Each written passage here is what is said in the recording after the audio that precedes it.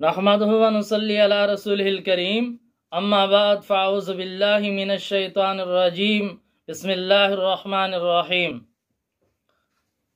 برادران اسلام، انشاءاللہ آج کی مجلس میں آپ حضرات کے سامنے قربانی کے فضائل اور مسائل احکام بیان کیے جائیں گے۔ آج ایک سوال آیا ہے کہ قربانی کے جو جانور ہیں ان میں کون سے جانور کی قربانی کرنا افضل ہے، یعنی نر کی قربانی کرنا افضل ہے یا مادہ کی قربانی کرنا افضل ہے؟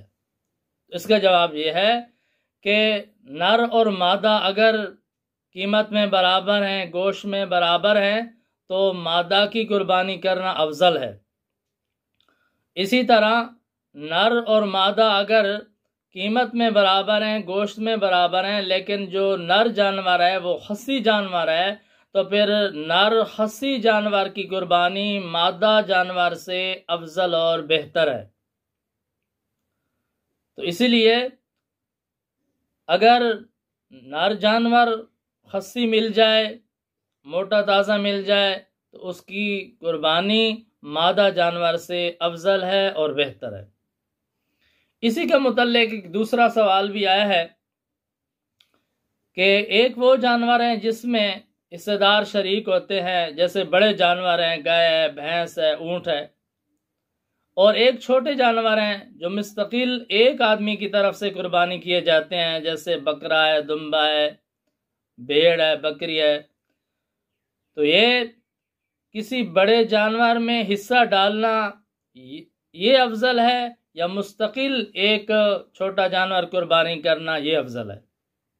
تو اس کا جواب یہ ہے کہ بڑے جانور میں جو حصہ ڈالا جاتا ہے، مثلا 7واں حصہ ڈالا جاتا ہے، تو اس 7ویں حصے سے ایک مستقل جانور ذبح کرنا، قربانی کرنا یہ افضل ہے۔ بکرا ذبح کریں، دمبا ذبح کریں، وہ جانور جو ایک آدمی کی طرف سے ایک قربانی کیا جاتا ہے، وہ جانور حصہ ڈالنے سے افضل اور بہتر ہے۔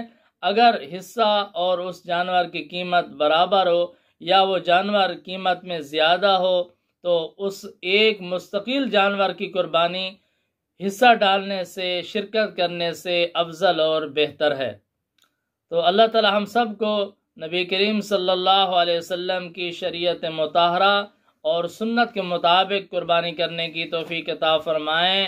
وآخر دعوانا ان الحمد للہ رب العالمین۔